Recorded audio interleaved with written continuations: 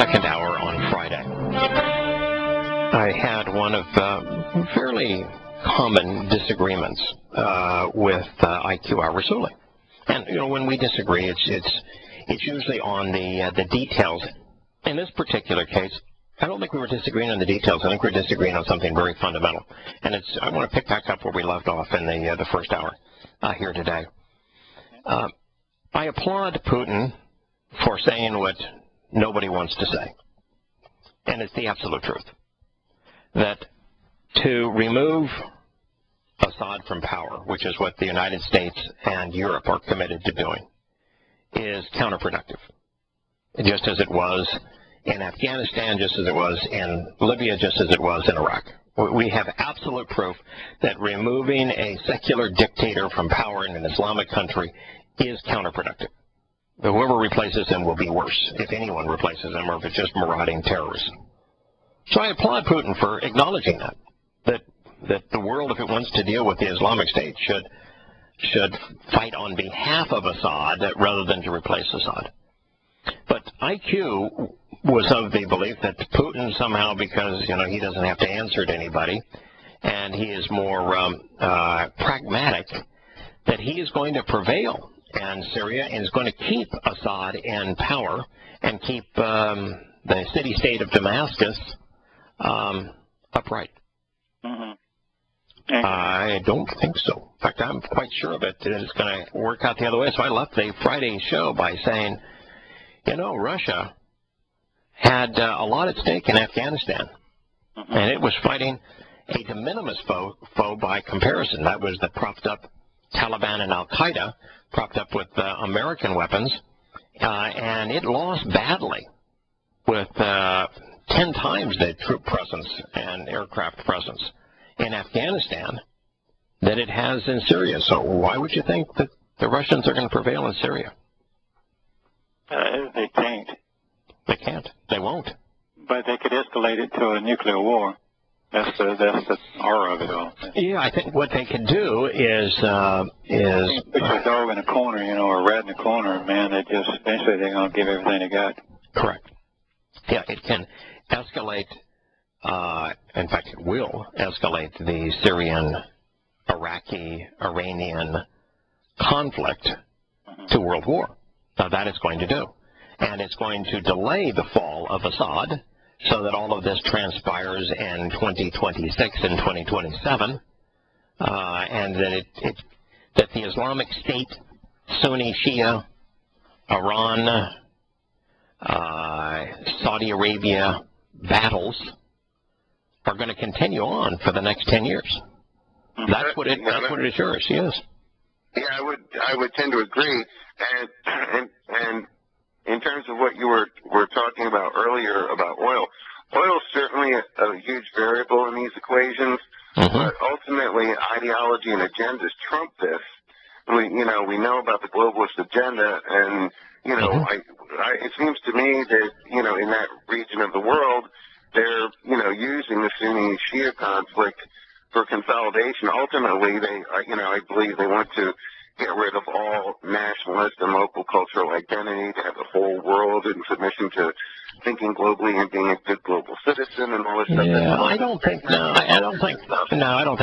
they are delusional to the sense that they can rob a Shiite Muslim or a Sunni Muslim of their identity. That's never going to happen. No. I'm not saying religious identity. I'm talking about national and cultural identity mostly. But ultimately, let's remember. I still think that we're going to see a consolidation of the Islamic world over the next 10 years. This is how we're going to get to the Magog War, and it seems that ultimately, probably the Sunnis will prevail. And that's how we're going to see the alignment, of these powers fall into place for the Magog War. And let's not forget, Israel is described as... But now think about it. With Russia involved, what is it going to take for the Sunnis to prevail? I mean, are they going to go to war? There is no way that Sunni Islam can defeat Russia. So what do Sunnis need to do to go to war? It's the inevitable fall of Shia Islam is not nearly as obvious as it previously was. Now, we know from Yahweh's prophecy in Yahowah 17 that the Russians are going to fail, that Assad is going to fail, and that the city-state of Damascus is going to be in ruins, and Syria is going to fall. Yeah, we know all of that. And Israel's going to be blamed, and Israel's going to be forced to give up the West Bank, and then Muslims by the tens of millions are going to flood into Israel as terrorists. We know all of that. But it's really just how the pieces line up between now and then that I find interesting, and I'm convinced that what Kirk represented in the last hour is a huge part of this, because as it relates to consolidation of power, there are only two things that matter in today's world. One is, whose weapons are you wielding? And number two, how are you integrated with the one universal economic currency today, which is oil? Well, the world is awash in cheap oil at the moment. We have this discovery of these huge new, reserves, I think, in the Golan, right? Right. So if there are all these, and then you have issues of like the U.S. with the Liberty rig and all those types of things, and the world is awash in oil. Certainly, it figures into the equation. There's going to be a lot of wrangling. Yeah, but the Israeli oil reserves are never going to have a significant impact on the world. They're just going to be looked at with envy by the Muslims. They're going to make Muslims more envious of them. But the fact is that the world's only awash in oil right now because the Saudis are trying to bankrupt the Iranians by driving down the price of oil. That's the reason that oil fell, and it's maintained a reasonably low level. But the reality is that the distribution of oil and the monies that are made on that is what caused the alliance between Russia and Iran in the first place. It's what caused the alliance between China and Iran. Russia and Iran, China and Shiite Islam, they have no natural ties. So the 100% of the alliance is based on oil. And, here you have the same thing existing in Syria. Syria and Afghanistan were the two battlegrounds for pipelines, for the distribution of oil. And so these are the two issues today. The globalists want to control the distribution and sale of oil and the distribution and sale of weapon systems. And Syria is a direct result of that. Ukraine. Where was the Russians' premier pipeline? Through the Ukraine. What is bringing the Ukrainians into NATO? What does it do? It changes their source of supply of oil and changes their source of weapons. Right. Another disturbing element of this whole thing is how important individual significant men are in some of these political situations. If Putin, God forbid, were taken out, if Assad were taken out, here in America, if Donald Trump were taken out, too many of these, these significant ideological issues hinge on the charisma and will of individual men. If they cease to be present, then who knows what's going to happen. Can I throw another wrinkle into this? Yeah, please. Let me first acknowledge Terry is the one that looks all this stuff up and listens to all these people, and then I go in and look at all the footnotes because I don't want to bring it up unless I've done a little bit of research and at least enough to feel confident to quote some of these people who dig up all this research. There's another aspect that I had never even considered. I always thought that government was against big business. And because the way they holler at one another and everything, and then if you go back to my generation that took civics classes, governments raised taxes and used tariffs to create wealth in order to do the things they had to do.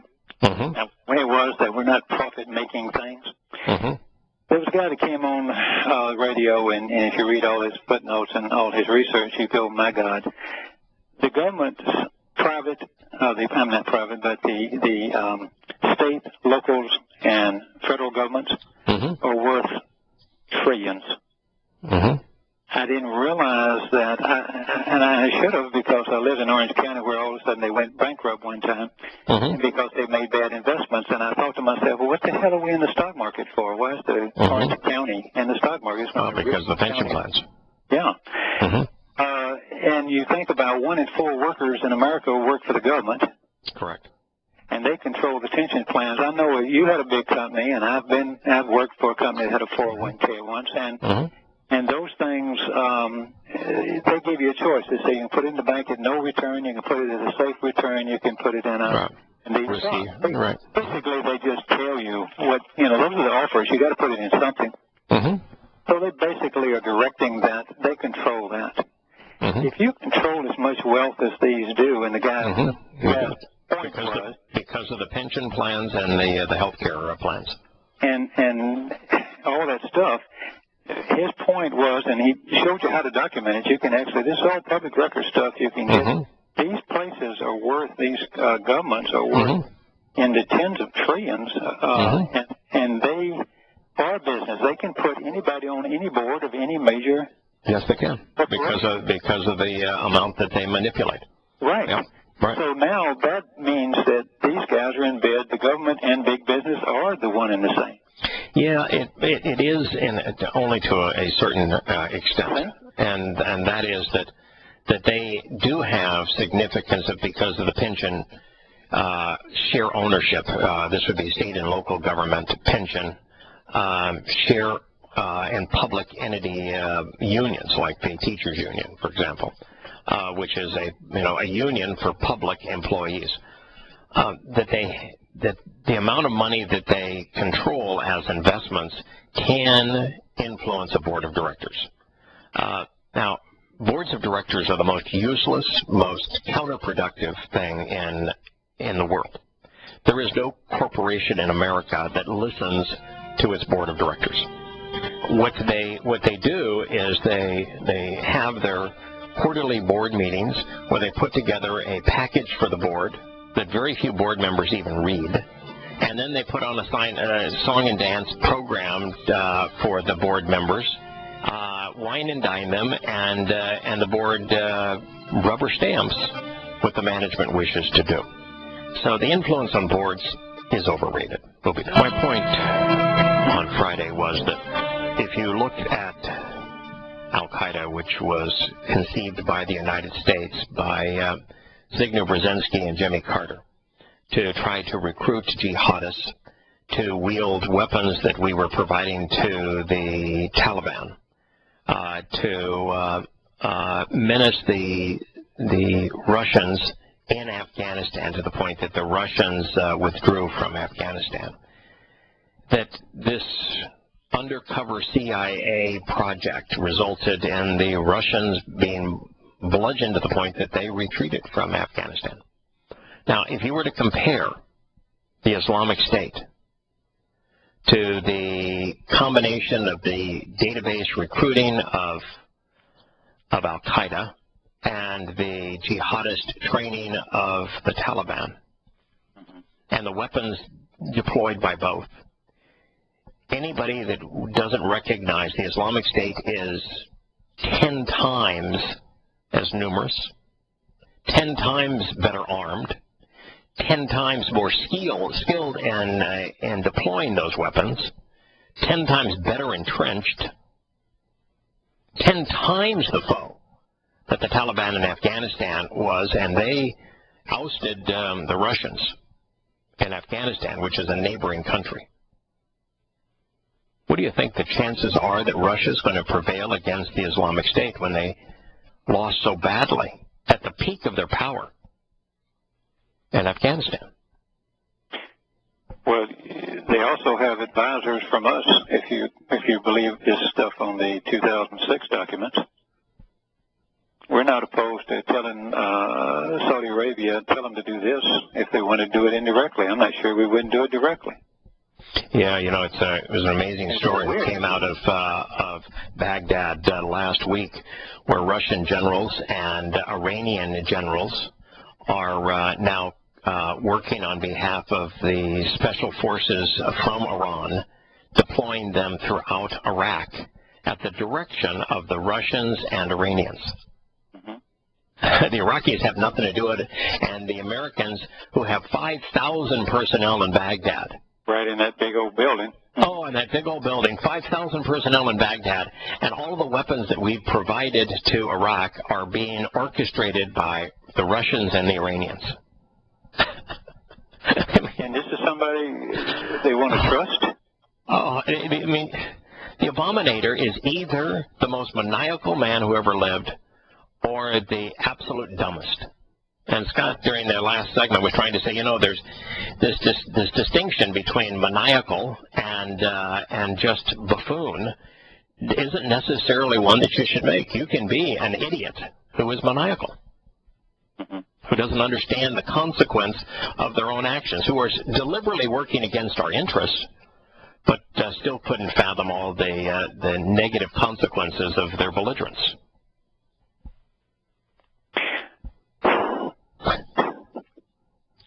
And on all of these underlying stories, I mean, between the U.S. using the NSA to spy on its own citizens without due process and total violation to the U.S. Constitution, with James Clapper denying it under oath to the U.S. Congress and not being demoted or prosecuted, to the Bush administration at the highest levels, President of the United States, Vice President of the United States, National Security Advisor, authorizing the use of torture, and no one is indicted for it. And then we have the case of Alaki, which is one of the most embarrassing in American history, and the case of Assad being released now, that our behavior was totally and completely dishonest. And yet, no consequence of any of this. Well, it does, with Russia's involvement, it does point to why 2026 is a good number. Otherwise, how do you get there? Really drag it out that long, or certainly to 2024. Yeah, how do you get there? And you know, I think that that's something I talked about last week is now making more and more sense. The Russians really, first of all, it's an all-Islamic assault against Israel, and now with the Russians involved in backing Assad against Sunni Islam, with Sunni Islam outnumbering and outgunning Shia Islam, outmanning it 5-1, outgunning them 25-1. This creates a stalemate. Particularly sense of the nuclear deal with the Iranians. It creates a stalemate in what was a guaranteed loss for Iran and Shia Islam. Does Iran have to participate? So, no, Iran doesn't have to participate, but I don't think there's any chance that they don't. So here was my thinking, is that while they're beating each other up and they now reach a stalemate because of the Russian involvement and the Chinese support of Iran, all the Russians have to do to ingratiate themselves with Sunni Islam is to do exactly the same thing on behalf of the mythical people known as the Palestinians. The reason we're spending the second hour talking about the events transpiring before our eyes in Syria and how the Ukraine led to it, and the crude nature of American politics, really maniacal nature, the malfeasance of America's leaders, both political and military, and what all this leads to is because God, Yahowah, thought it was important enough that he told us 2,700 years ago exactly how this was going to play out. Who was going to do what to whom and what the consequence of all of these actions was going to be. And so if Yahowah is going to tell us specifically that this is the catalyst for World War III, and let us know this, then it's important that we talk about it. And he wouldn't have told us if he didn't think it was important for us to cover this subject. Right. He talks in great detail from many different angles. Right. Specifically as to how this all-Islamic assault against Israel was ultimately going to parlay into the Magog War. Now, what I left that last segment, Kirk and Glenn talking about, is that and Putin recently met with Hamas, and he had a big ceremony with Hamas in Moscow. If Putin were to do exactly the same thing in Gaza or also the West Bank that he just did, and his navy is right there. And so, if in fact Putin were to do the same thing in the West Bank and in Gaza that he just did in Syria, rather than them being the persona non grata among Sunni Muslims, he would be considered the great sheikh of Islam. It put Russia instantly in the most powerful position in the world. Can you play both sides of the street? Sure. Because there's one thing that Sunni Muslims hate more than Shia Muslims. Israel. Right. There's one thing that Shia Muslims hate more than Sunni Muslims. Israel. And if Putin says, all right, we didn't like this idea of the Sunnis trying to take down Assad. He's the dictator of that country, and we don't want the fundamentalist Muslims taking down the dictator. But tell you what we will do. We will work on your behalf to take down Israel. It would instantly galvanize the world of Islam. So, I think it's inevitable. And, I thought for a long time that it was inevitable that the Islamic State would invade both northern Saudi Arabia, where they will find lots of support, and that they would invade Jordan, which they would find overwhelming support. Mm-hmm. So then what? As the activities, because if you look at Israel right now, the Muslims are out slashing throats, and it's been about 4 months since Hamas started a conflict with Israel. Got enough rockets back in its arsenal and enough tunnels built to start terrorizing Israel. It's about time. It's going to happen again. And this time, if you had an all-out war between the mythical people known as the Palestinians, Hamas, and Israel, what would keep Russia from engaging? Is the United States certainly going to stop them? Well, Israel's not going to sit there and just let them bomb them. No. They have nuclear weapons. No, but can Israel right now can do at whatever it wishes in Gaza and in the West Bank when rockets are fired into Israel from Gaza and the West Bank? They can retaliate, but not the way they want to. But what happens if there's Russian fighters there? What if there's Russian anti-aircraft there? What if there's Russian troops there? Then what can Israel do? Makes it very awkward, doesn't it? Nothing. Jeez. Nothing. The Russian presence in the West Bank should be so menacing to Israel that Israel, rather than having this conversation about the Iranian deal, which all that Israel's presentation against Iran and the Iranian deal does is it aggravates both the United States on one side and Russia on the other, who is in league with them. And Iran's not their problem. No. The problem right now is this all-out civil war that has brought the whole world into Syria, and that ultimately will blame Israel. And just as Putin garnered international attention for his intervention in Syria, what would keep him out of Gaza and the West Bank? So how does this last to 2026 now?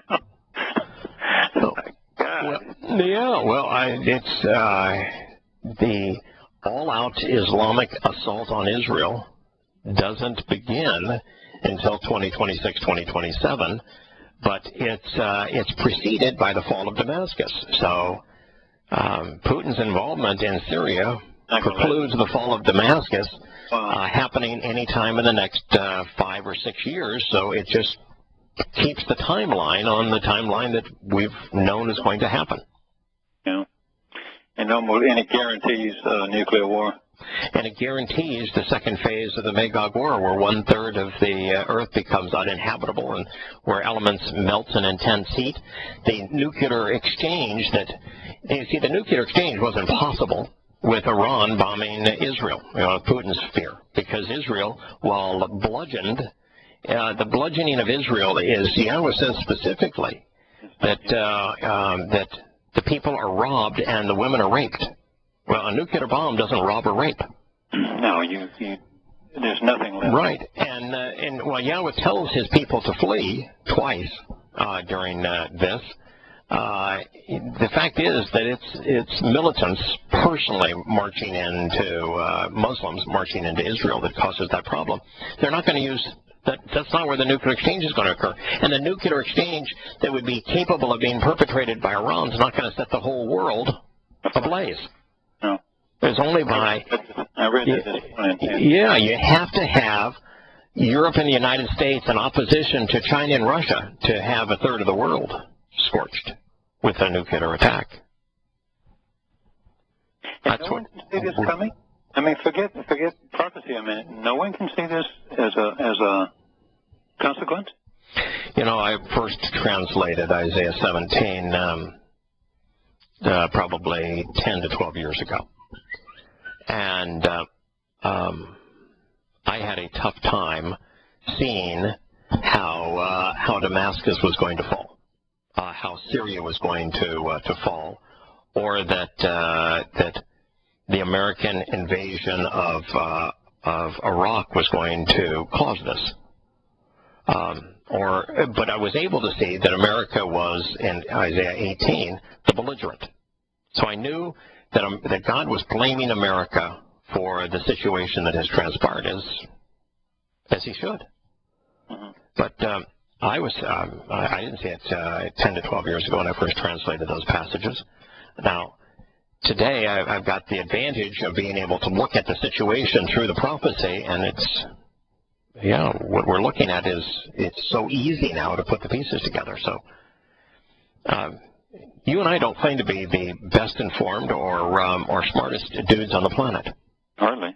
We're not paid by any government to do research on this. Your wife provides you with your sources, and I use a news feed to study the news 2 to 3 hours a day and try to connect the pieces so we can do this program. And yet we figured it out. Yeah. Well, there are people out there, no, they don't connect the dots the way we do because they're not filtered through the Torah. But right. Let me ask you a quick question, because it was asked to me of our friend Jackie in regards to studying in time. Is it more valuable for us to spend more time covering Zechariah and Isaiah or Yahowah versus Revelations? I have some reservations about Revelations because it's in Greek, where the other one is more clear to do. Is it when you discuss this, do you bring in Revelations that much? I think, first of all, we've got really, I think, 2 questions here. One question is, are we better off spending our time talking about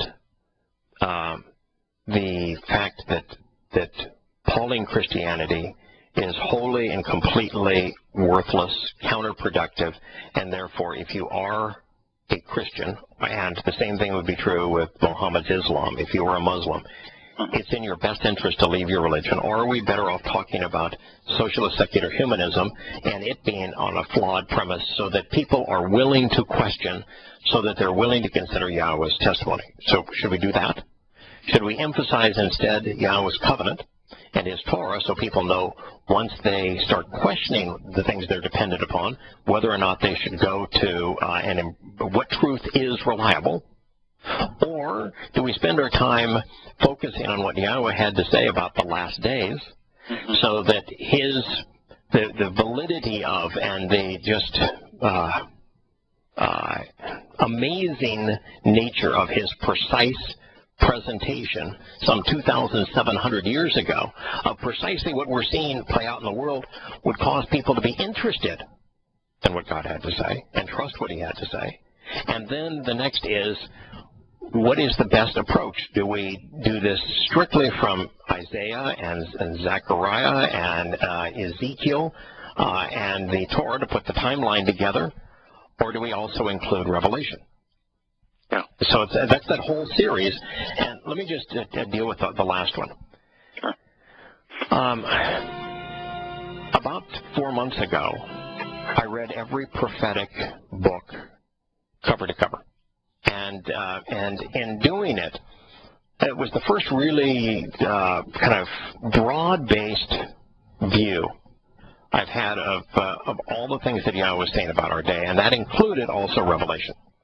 So I read them all just cover to cover, just over a series of a week or so. And one of the things that struck me was that just as the Olivet Discourse is really a recital of Zechariah, and so the premier and most influential testimony regarding the last days is found in the Olivet Discourse, 24th chapter of Matthew. Matthew. That is where you find the most information. That almost all of it is a presentation of what's found in Zechariah. What I also found is that if you want to understand Revelation, what you need to do is focus on Isaiah.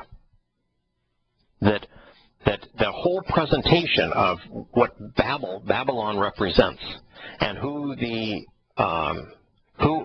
are the spiritual forces that are being released. It's a blend of Daniel and Isaiah provide all the information you need to know about the beast, the purpose of the beast, the timing, the actions, and the forces at play. That it struck me that what was being presented in Revelation was really an integration primarily of Daniel and Isaiah together, with a little Zechariah thrown in, a little Malachi thrown in, and a little Ezekiel. But primarily, the foundational text for Revelation is Daniel and Isaiah. And if you really study Daniel and Isaiah, you'll understand everything that's presented in Revelation.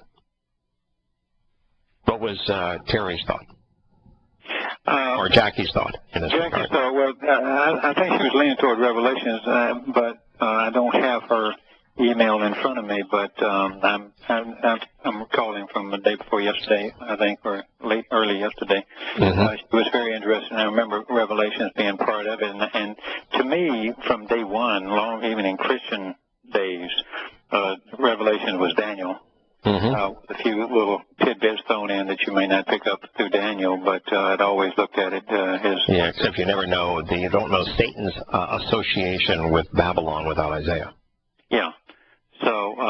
it's Isaiah 14 that establishes the Babylonian satanic orientation. And then knowing that Yahowah said that the Torah is complete in every way, and right. So that adds that adds some weight to me, to my personal thinking. And then, of course, it's so hard for me to look up Greek. I know. See, that's the biggest issue. Is that what word were they translating in Hebrew? You don't have anything from Revelation 17 to the end of the book, and anything pre-Constantine.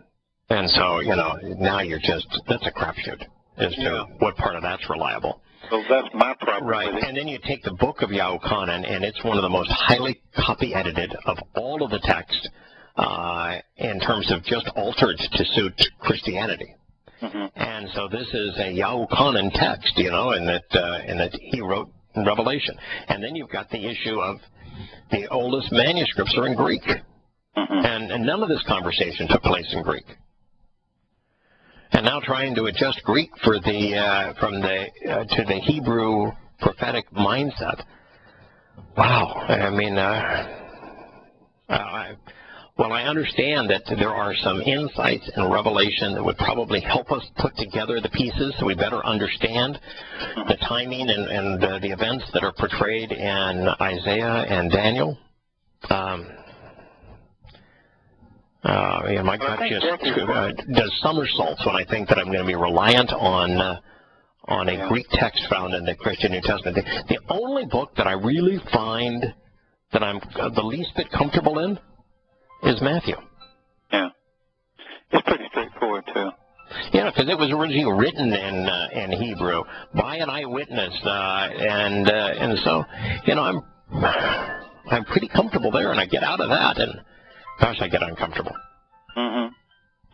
I think Jackie was just concerned because so many people, as the new people listen to the program, and they want to make sure we don't. I don't think I go over anybody's head, but sometimes when we talk, we're talking to someone new is confusing, perhaps. But and everybody, and a lot of Christians that listen would know the first time they would know Revelation's better than the Torah. But the Torah certainly is clearer to me. Yes. Oh, it's I find it extraordinarily easy to translate and understand the Torah. I find translating and understanding Isaiah to be by far the most difficult of any of the prophetic books. And that's because the vocabulary for Isaiah is so different than the rest that every word becomes as a challenge. And there's so many words in Isaiah where different words are translated with the same word in English. And so you have to focus on what are their nuances, what are their shadings. So it takes forever for me to translate Isaiah. And then Daniel, I think, is fairly easy to render. But, to put Daniel in the context of today's events, you really need Isaiah. And I'm sure that Revelation would probably give us some kind of added handrail in the midst of it. But, boy, I hate to base a study on Revelation. Just because of the inaccuracy of the text and the fact that it's recorded in Greek. Yeah. Even in bad English translations on the Torah. This morning I was doing Zechariah in the 14th and chapters and all, and even though they say Lord, Lord, and all this kind of stuff on there, when you look up the Hebrew translation right away on those words, even if it's a strong number or even if it's just a Yahowah or something like that, I couldn't believe how many times I found spelled out in Hebrew, Yahowah. Yah. Really? Yeah. And they all know. And we're talking about, what's the NASA? That's the... NASB, New American Standard Bible. Like that. I mean, I couldn't believe in that translation how many times I look at the word and say, Yahowah. Yeah. These folks know. They just lie through the teeth. Oh, yeah. Oh, yeah. We know the introduction to the New American Standard Bible says that, I remember reading it one time because it was just so amazing. I actually printed it in yada yada. It says that, that the name, and they have it as Yahweh versus Yahowah, holds no significance in the religious community, and therefore we're not going to use it. It has no merit whatsoever. So we're going to discard the fact that it's there, and we're going to call ourselves a literal translation, and we're going to replace the name that we know is there 7,000 times with the two other words of our own choosing, the Lord. And you say, so, yeah, they know what they're doing. So that, so there's a group of people making a living publishing Bibles that they say are the inerrant Word of God, and knowing that what they're doing is a farce. So why wouldn't we suspect the Abominator and others in the U.S. government of deliberately engulfing the world in war. It serves their interests. Gosh.